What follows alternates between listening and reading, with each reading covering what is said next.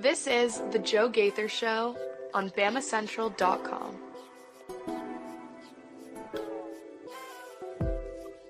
Good morning, Tuscaloosa. Good morning, Tuscaloosa, Internet World, West Alabama. How are we doing today on a Thursday? It is the Joe Gaither Show on BamaCentral, BamaCentral.com. You guys are checking us out on the BamaCentral YouTube channel, the BamaCentral Facebook page. I hope you guys are doing well, listening to us on Apple Podcasts, Amazon, Spotify, wherever you get your podcasts. You can find the Joe Gaither Show on BamaCentral. We are not live in the Derek Daniel State Farm Studios because we are on the road headed to Norman. A huge college football playoff game tomorrow night, and we are going to be covering it. So this is pre-recorded show, but we are brought to you by Derek Daniel at State Farm Insurance. You can call Derek for all of your insurance needs at 205-758-3391. Like a good neighbor, Derek Daniel is there. And of course, we're brought to you by Purple Turtle Roofing for all of your roofing needs: residential roofing, commercial roofing, emergency storm repairs, full-on roof replacements, insurance claim support, and more. Call Purple Turtle Roofing at 877-787-6635. With that, of course, you follow our man Mason Woods at MAWoods_ on the Twitter machine, writing all things recruiting for the Walsh Writing Network, covering Alabama, Missouri, Boston College, and Vanderbilt on the recruiting trail, and helping us out each and every day on the Joe Gaither Show. Make sure you follow Mason Woods. And today, because we're driving out to Oklahoma, we welcome our friend Ryan Chapman back into the program. Ryan joined us before the last Alabama-Oklahoma game. You guys follow him at _Ryan Chapman, writing for the Oklahoma Sooners on SI. Mason, good morning. And Ryan, thank you so much for your time. Ryan, how's your day? How is your day? It's been good. It's been good. The build-up, we are getting close. You can tell Norman is really coming alive. I did tell you guys, though, I was like, are you sure you want me to come on? I don't know if the listenership, the fan base, could be like, hey, last time that happened, that was not good. Stop bringing him up. But happy to help out in any way for you guys. Well, you didn't turn the football over, and I mean, maybe you did give Brent Venables the blitz packaging that caused so many problems for Alabama's offensive line. But I'm not holding that against you. We had a good time last time. Yeah, no, it was good, and happy to swing through. And I gotta say too, peeling back the curtain, some elite ad reads you guys to get treated to every day here, Joe. Fantastic, good. It's the goods. He's got it. I appreciate that. I'm going to clip that and send that out to my future sales calls. Just if anybody needs advertising, they can find us on the BamaCentral YouTube channel and on all our podcast platforms. Ryan writes for Oklahoma, and he did come to Tuscaloosa and watch the Oklahoma defense terrorize Ty Simpson. Yes, Ty Simpson had 406 yards or generated 406 yards of offense for the Crimson Tide, but the multiple turnovers and missed field goals really doomed Alabama and put Alabama frankly, on the outside looking in of this playoff picture. Kind of got back into it, beating Eastern Illinois and beating Auburn and going to the SEC championship game. But, Ryan, let's catch up with your final 2 weeks. Y'all handled Missouri right there in Norman. You took care of business right there. And then LSU came to town and really kind of put you on the ropes just a little bit. But Isaiah Satanga found a busted coverage, and Oklahoma ended up finishing their season 10-2. So why don't you take us kind of the last couple of weeks and kind of, we are in the playoffs. Texas is not, but we're in the playoffs. Yeah, it was really, and I know so much that Alabama game is why Oklahoma themselves had the inside track. They just take care of business. They'll be good. But it was a moment in the Alabama game which actually made the Missouri contest and the LSU game much more difficult for Oklahoma. It was sophomore running back Xavier Robinson took a helmet to the knee, not a dirty play by any means or anything like that, but did sprain the knee there. And the rest of the season was kind of about, hey, can Oklahoma's defense and can John Mateer just do enough to get you that 3 weeks off? Because Oklahoma knew they probably weren't going to be headed to Atlanta. They didn't, and they would have that time there. So that was really what that was all about as far as, hey, could Oklahoma just paper over the cracks? You had your center go down to a kind of a scary situation as well, which we'll get into. But that Oklahoma defense, they did the thing that fans at Neyland Stadium saw, fans in Tuscaloosa saw, which is do more than enough in defense plus special teams, and just not hitting the panic button for Oklahoma's offense has been enough to get Oklahoma here to this college football playoff contest. Well, we're hanging out with Ryan Chapman, and you did just say the center's kind of been a little bit of a question in the last couple of weeks. Alabama and Oklahoma putting out their latest injury report or the first injury report, excuse me, on Tuesday night, and we kind of covered Alabama's injury report on Wednesday, but getting into Oklahoma. Really, I think the biggest changes since we saw you last was Gentry Williams being added to the list, and you just mentioned it, center Jake Makalua. Michaela, yeah. Michaela, excuse me, is added to the injury report. How is Oklahoma feeling, or what is the status of all these players going into Friday night's game? Yeah, Jake Michaela, one of the two big ones from the Oklahoma side of things. You're watching two names. Jake Michaela, he had a really scary situation. Brent Venables talked about it during LSU week. So the lead up to that, he actually had to stay in the hospital, picked up an infection. Sounds like it might have been a staph infection for Jake Michaela or an infection like that. And so we had the little window of practice on Monday, and he was out there. And there's the two versions of guys that are not participating at practice. Guy that's off to the side holding the helmet, 10,000-yard stare. They're not. That was not Michaela. He was off to the side, but he was trying to do everything he could. I would imagine what's probably going to happen is he's going to be probably available as the emergency break glass in case Fabechi Wiwu, who started at right guard against Alabama, slid over to center for Oklahoma in that LSU game. That's probably what you're looking at there. Everything else, R. Mason Thomas, defensive end who did not play against Alabama, he is off the availability report. He's ready to go.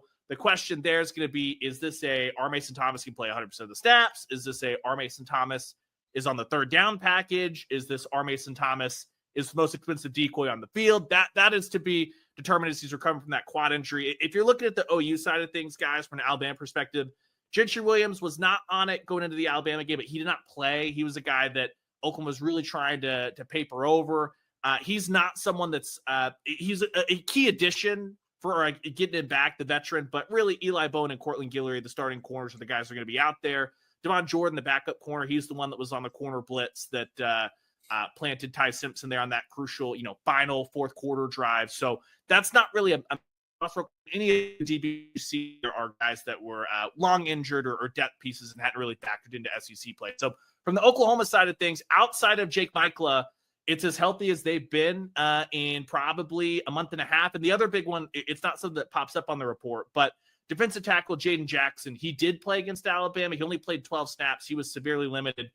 A guy getting 3 weeks back. He's a big part of Oklahoma's run defense that just basically was a non-factor in Tuscaloosa. So he'll be back closer to full health. So it's Oklahoma defensive line that is going to be healthier, deeper, and better, frankly, than the one that rolled into Tuscaloosa last month. You mentioned one guy, and that's exactly kind of where I want to go with this next question, because I think it's really something that Joe and I have touched on the show.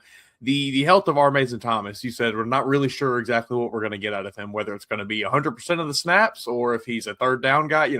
I've kind of had that same opinion with the Alabama guys getting back healthy, where it's like, yes, they are technically available to play, but whether that means they go out there and on the very first play of the game they get hurt again, we don't know. What is I guess if you have any insight, what is the kind of general consensus, I guess, around Oklahoma on the health level of R. Mason Thomas? I mean, I know you said he is off the availability report, but do you think that he will be able to go 100% of the snaps, or is he going to be a little limited in this game? I would expect it a bit of a pitch count. Now, I don't think that means that it's only going to be like third and long. I don't think it's going to be like severely limited. I think that they're going to rotate him in and out. Now, that's what they would have done anyway, because Oklahoma loves to rotate up front. But in a game like this, we had gotten pretty accustomed to R. Mason playing a bunch of those. But here's kind of the big wild card. It was quad that he strained in that scoop and score against Tennessee. He had, I believe, a setback coming back from that Tennessee game as far as when they were looking at the severity. But it was always a plan circled of, hey, if Oklahoma could make the college football playoff, R. Mason Thomas should be able to be back and be in the mix. And here's the other thing, too, with you guys alluded to it, and everyone listening to this knows. It was a tough day for the Alabama offensive line against Oklahoma's defensive line. And whether R. Mason Thomas is out there 100% of the time, whether he only plays like 30 snaps, I think Oklahoma's going to put him out there on the first drive, because everyone, Kalen DeVore, Ryan Grubbs, if R. Mason Thomas is out there, you have to game plan for him as if it's 100% R. Mason Thomas. And that is only going to help everybody else kind of get freed up, whether it's Taylor Wine, the other defensive end on the other side, Marvin Jones Jr., or those guys on the interior. But I would say at the bare minimum, for what we saw, and he was doing everything. I know it was just 15 minutes at practice. I would expect at the bare minimum him to be there on 3rd and long, which is where he is the most effective, if nothing else. We're hanging out with Ryan Chapman. You guys can follow him at _Ryan Chapman on the Twitter machine. Ryan, let me ask you about something that came up in our availability in talking about Gaylord Memorial Stadium. Jeremy Bernard yesterday was up at the podium and said, "Oh, the lights in the stadium were funky. The lights in the stadium messed with us last year. They were weird." You're there every home game. I don't know that I necessarily picked up on that in our trip last year, but obviously I was up towards the top. What's your perspective on those comments, and do you hear that often? Just kind of what is your perspective? I was reading that the lights are in the corners instead of down the sidelines. Just kind of what's your perspective on what the wide receivers will be facing, really on both sides? Yeah, if I recall, that popped up in post game last year as well, and the general consensus from this I think was like confusion, because it's very simply the lights are in the 4 corners of the end zone outside of the stadium, right? It's pretty full coverage. In all the Big 12 days, that had never been anything that anyone had really talked about or anything like that. I'm not saying that we're not wrong or anything, but it was definitely confusion. It's not like a flood bank of lights like on top of the press box or stuff like that, like is more the modern lighting setup. And OU's got some renovations coming that they'll pivot to that and the light poles will go away. But it's been 4 light poles in the corner, and it's not really been an issue for anybody else, really. Oklahoma doesn't even really practice in the stadium, and it's not an issue for their returners. So with all due respect to our friend Jeremy Bernard, I don't know what that's about, but he's the one that has to catch the punts. I've never caught a punt in the stadium, so that's not on me. Yeah, he was saying the lights were kind of cast some strange shadows, and Xavier Brown talked about how hard the field was. Just it was a very hard playing surface, and I thought, man, guys, what's the deal? Like it's just like every other SEC stadium now.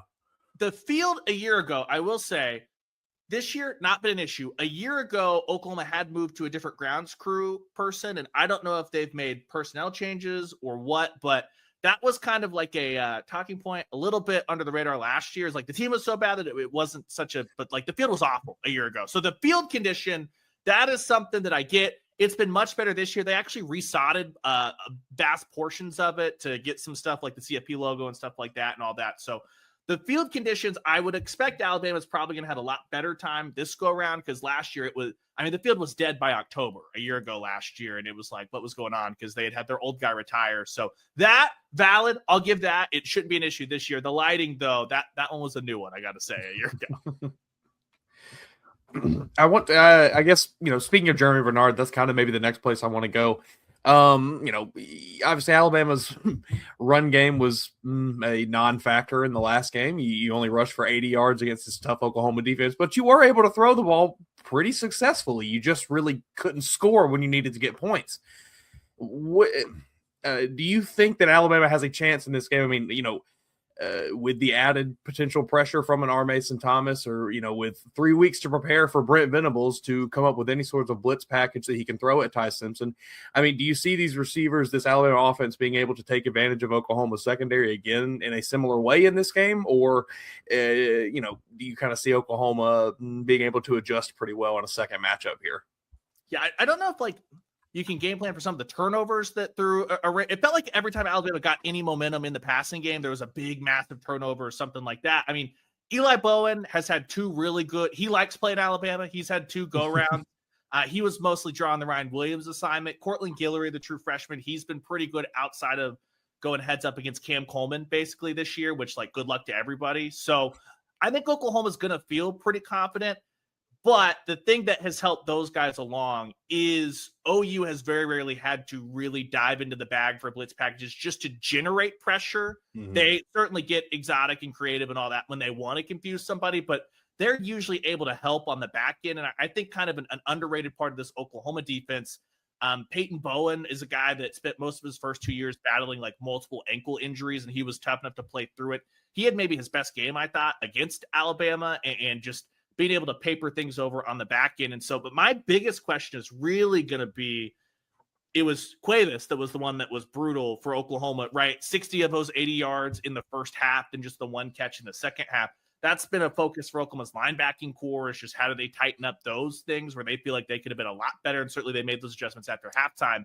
if they're able to do that, that's where, as good as Bernard and Ryan Williams are, and they're going to win their matchups, it's like if Oklahoma is able to not just take away the running game, but also Ty Simpson's safety valve, that's where I think things will get really tough as far as it's going to be pretty boom or bust. Now, the good news is if you're not turning the ball over, I don't know if Alabama will be under the same kind of pressure as far as like putting points on the board going the other way that makes them have to open it up and be incredibly boom or bust. But I know that Oklahoma's going to have some great confidence going in there, just knowing that it's not like you're leaving Guillory and Eli Bowen on islands for what they want to do, at least to try and limit Bernard and Ryan Williams. You kind of dancing around it, but I want to get right to the core of it. With Alabama being able to get a lot of yards, but have be susceptible to the havoc plays, how confident is this Oklahoma team in being able to replicate and create more of these havoc plays on Friday night?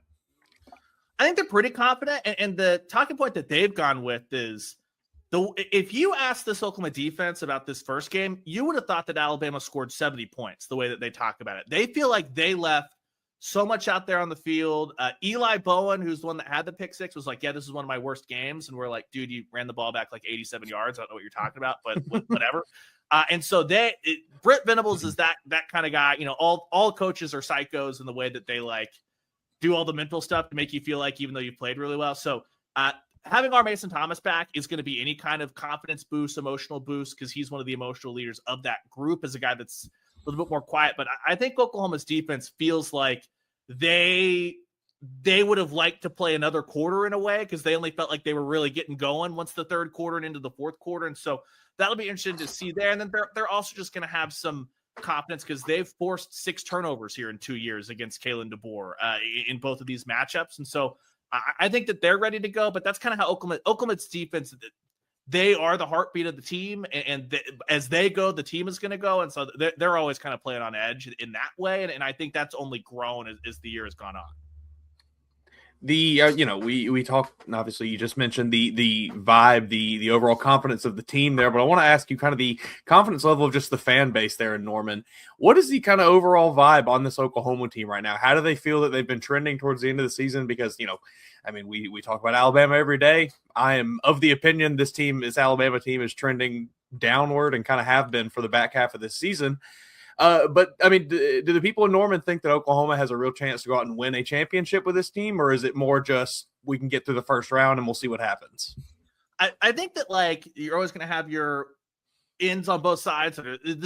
I think there's a big understanding that the offense was really banged up, and an already limited group being banged up against Missouri and LSU. I think that there are some people with some I don't know if it's cautious optimism might be the best way to put it, but I think that there are a lot of Oklahoma fans that when the draw came out, they looked around and said, okay, it's an Alabama team, that there's a ton of respect for Alabama, and understand that turnovers played a good role in that. But I think there's a confidence that not that it's going to be like a blowout or even like a comfortable victory, but Oklahoma can win this game. And then I think a lot of Oklahoma fans are looking and saying, wow, really glad to have Indiana instead of Ohio State. And you're talking about a Tech or an Oregon team on the other side. I don't think that they're getting way ahead of themselves and being like, there's a path to the national championship. But I think that Oklahoma fans believe this is a championship caliber defense. And for Friday night to be able to bolster your championship caliber defense with all the crowd and all that stuff, it's a group that I know Ole Miss won that football game, but the crowd noise did cause a couple of big time penalties and procedural stuff in the third quarter that helped OU get back into that thing. Same with Missouri, same with LSU. They've been great atmospheres really since Oklahoma moved to the SEC. The fans have been wanting these matchups, and they've shown up and they've done their part. So between that, I'd say that it's a quiet confidence, maybe a cautious optimism, at least for this game, but a lot of belief in this thing. But a lot of it's going to rest on you flipping around. Do you get the John Mateer that you got for the first part of November that while it was limited, didn't turn the ball over? Do you get the John Mateer that you got against Michigan, even now that he doesn't have his wrap on his thumb anymore? Or I think the panic scenarios, do you get the John Mateer that threw 3 interceptions against LSU? One of those tipped, but 3 pretty bad decisions from the leaning back into the gunslinger side of things for John Mateer on the offense. That's a perfect transition because we spent most of our conversation with Ryan Chapman talking about the Alabama offense against the Oklahoma defense. But really, John Mateer in the Oklahoma offense didn't do a ton, but did enough, scoring a 20-yard rushing touchdown. He was 15 of 23 for 138 yards right here in Tuscaloosa. Isaiah Satanga got himself a 20-yard rush and ended up with 4 catches for 26 yards. So none of the wide receivers really got loose. What are you feeling like the matchup is in round number 2 with Oklahoma's offense against the Alabama defense? Yeah, if you're looking for explosive, it starts with Isaiah Satani. He's kind of been the guy for the big play. His biggest play was actually the punt return that started things that set Oklahoma up immediately, because Oklahoma, Tate Sandell's, your Lou Groza a winner. And basically for this OU offense, they feel like if they get to the 35-yard line, they're going to put 3 points on the board. Everyone knows what he did in Knoxville, setting stadium records and stuff like that. I mean, he's been nails, and you pair that with like the defense and the specialty comes Spire. There's a lot of pressure at Oklahoma's offense because there's always going to be pressure at Oklahoma to have a high-powered offense. But I think it's also like an understanding from the OU offense that just got to get going a little bit. And then if you can get the big play, like it was Satania who had a couple of big ones, one against Missouri, one against LSU. Deion Burks outran everybody against LSU. That's kind of what we hadn't seen yet from a Deion Burks outside of the Michigan game. And one of the big like unknowns is going to be, since the thumb injury for John Mateer, it's felt like even the short to intermediate timing stuff has not been great. Like they've been limited to just stuff behind the line of scrimmage or just stuff down the field. And he does not have the wrap on his thumb. That's one thing we did notice at practice for the very first time since the injury. So I don't know if it's a mental, to Mateer's credit, he's never once blamed the thumb. He's always been like, it's my brain, it's my feet, it's what I'm seeing, stuff like that. But I do wonder if there's some sort of subconscious, like, even if the timing is that much closer, you can get Satania running. Because if you can get him on the run, that's been really, really profitable for Oklahoma. And then the other kind of thing that it's tough to handicap, it's tough to know until we get there. Xavier Robinson shredded Ole Miss's defense in the third quarter. He was really, really good helping Oklahoma put the Tennessee game away. Until Mateer threw a dumb interception. He's a guy that a year ago was really, really good against Alabama, but that sprained knee had him incredibly limited. He's going to play. He's a tough kid, but I just don't know. Does that mean he's at 80%? If he's at 80%, he's the guy for Oklahoma that falls forward, that has the patience, that can run through the arm tackle in the hole and make something happen. Everybody else is kind of just a get what's there, fall down. Maybe Torrey Blaylock, the true freshman, falls forward. But the running game, I don't think anyone's expecting Oklahoma to like run for 170 yards or anything like that. So it's going to be fully on, don't turn the ball over. Can you get Satania and Deion Burks the football? If you can, then that's where you just need 1 or 2 big-time explosive plays and to put together 2 more drives to put field goals on the board. And you got to 20 points, and then from there you're like, how much more do we need with this defense? That's kind of been the formula for Oklahoma throughout November. I mean, go back to the last 2 games. I don't really, not to disrespect the Oklahoma offense, but the Oklahoma offense didn't have extreme success against Alabama, but it was enough because the defense was just insane. You have a long Jackson Arnold drive out in Norman last year. You take over for a fumbled punt and score a 20-yard rushing touchdown from John Mateer this year. Other than that, the offense has not really been extremely threatening the Alabama defense. I just wonder, can the Alabama defense be perfect? And quite frankly, you haven't turned Oklahoma over in 2 years. And so just can you speak on Oklahoma, especially this year, obviously this year, and their ability to protect the ball? You talked about John Mateer turning the football over against LSU and kind of obviously the big game against Texas as well. But just kind of, what do you think the emphasis is, or do you think the emphasis is sinking in on Mateer that you just got to take care of the football and take the plays that are there? How do you think the turnover battle will go this Friday? Yeah, that's something that's been kind of pounded into him, is like, hey, you don't want to take the gunslinger out of him type thing, but also the formula is pretty clear. I mean, you talked about it. 17 of the 23 points Oklahoma scored were directly off turnovers. Another 3 of those were off of the Isaiah Satania punt return that set Oklahoma up deep in the play. So when you're talking about like the Oklahoma offense doing something by itself, that's 3 points in Tuscaloosa, and don't turn the ball over. That's kind of what it is. You've seen they were really good about it against Tennessee up until the very, very end of the game, which was a little bit on Ben Arbuckle, the OC, a lot of bit on John Mateer, not understanding, hey, I'm calling this RPO, but like it's a running play. There's 4 minutes left. We're trying to milk that. Against LSU, it was tipped past the line. That was probably not a great decision, but it was tipped anyway.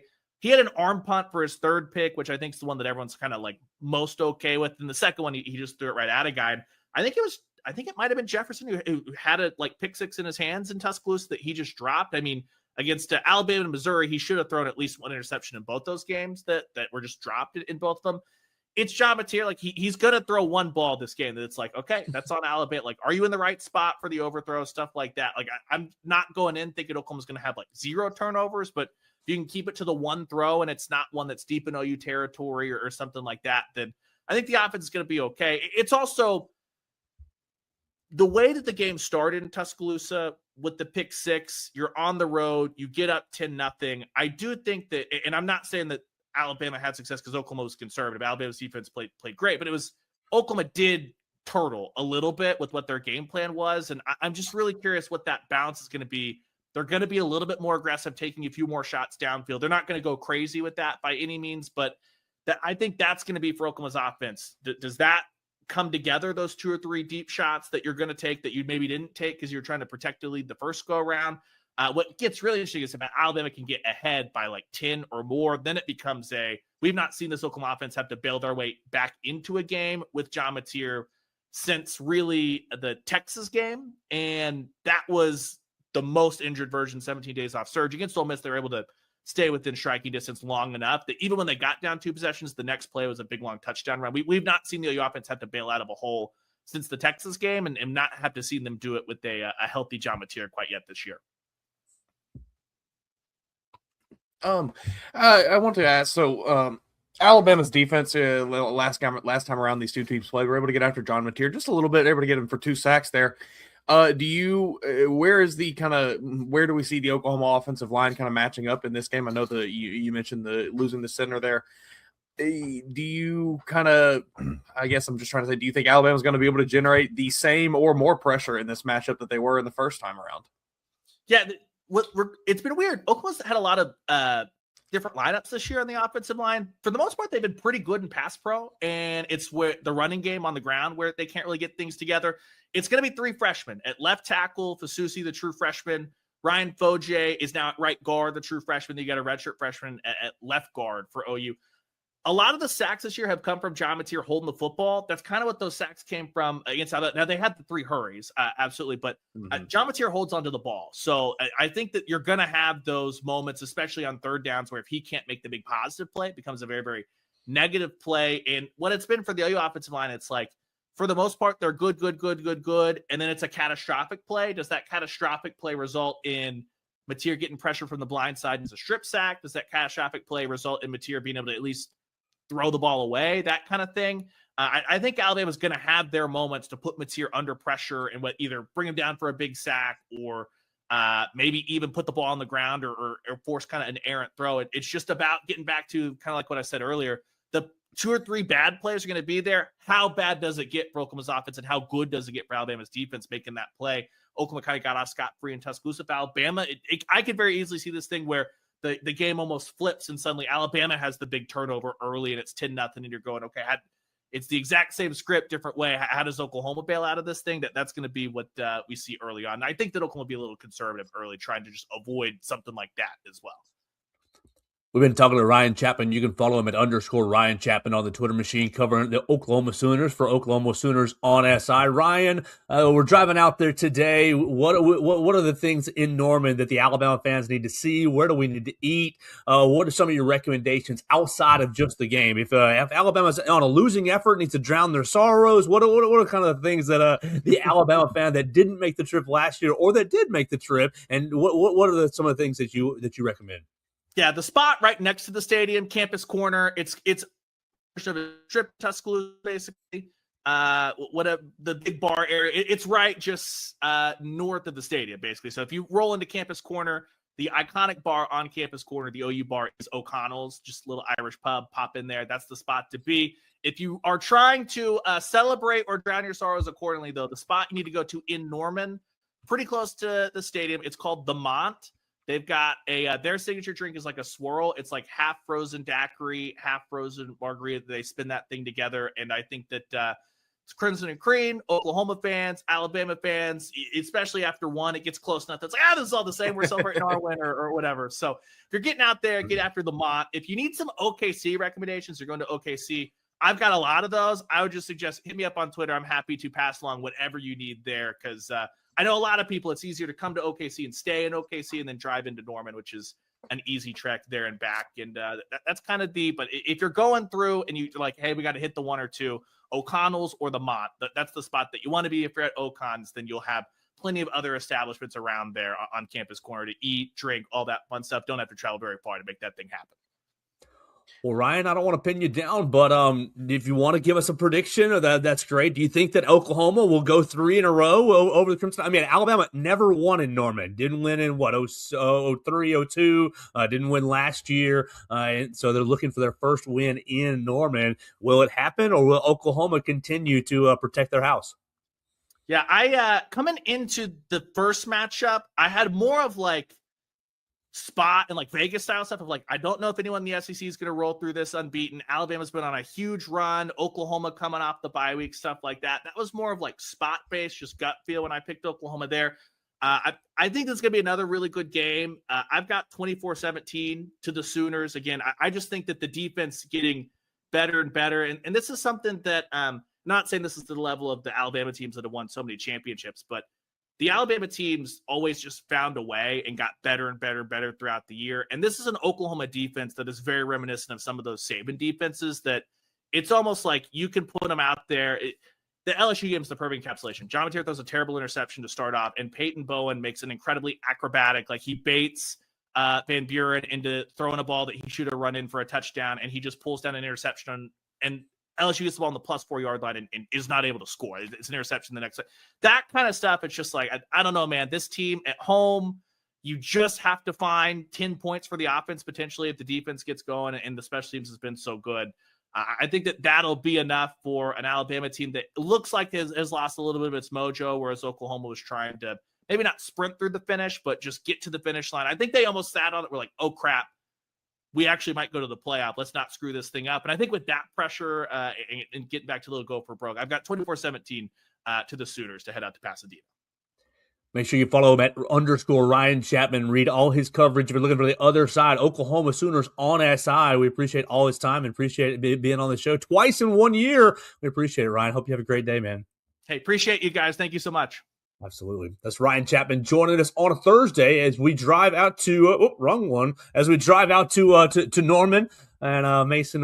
Does that change your opinion at all? You've been stuck on 21-3. He at least gave Alabama's offense 17 points.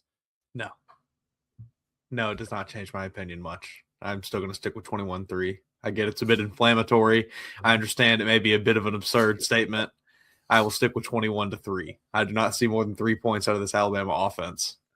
They're gonna go in there and roll. They're gonna not turn the football over. I think. I'll give you this. I'll give you if they do score more than 3 points, it'll be defensive turnovers or defensive touchdowns. Sure, why not? That could get them over 3 points. I'll give you that. The Hunky Badger scoring a touchdown. That'd be okay. Bray Hubbard picks up a fumble and run. Not going to be somebody on Alabama's offense, though. Oh, not in my opinion. I'm going to stick with my opinion. I'm going to stick with my score prediction just because I have to at this point. I've buckled down. I have set up camp here out in the wilderness with this score prediction. But I think Ryan giving us a much more informed, much more calculated prediction that also is in favor of Oklahoma. I think that makes me feel pretty good. I mean, never won in Gaylord Memorial Family Stadium.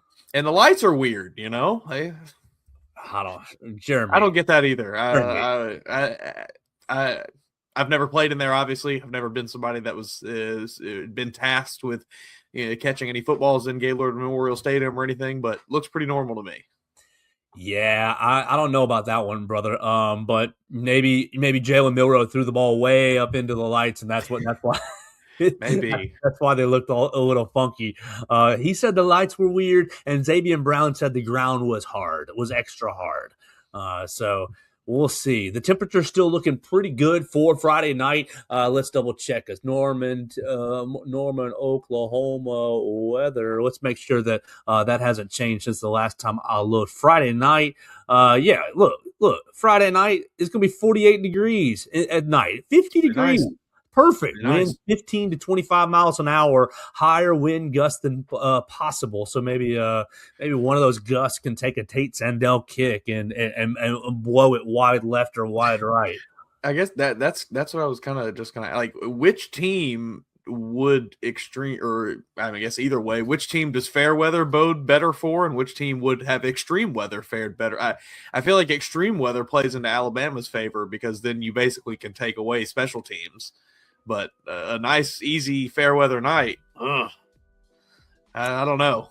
I mean, Ryan said it. Like the Oklahoma operates as if once they get to the 35, they've got 3 points, and that is such a luxury.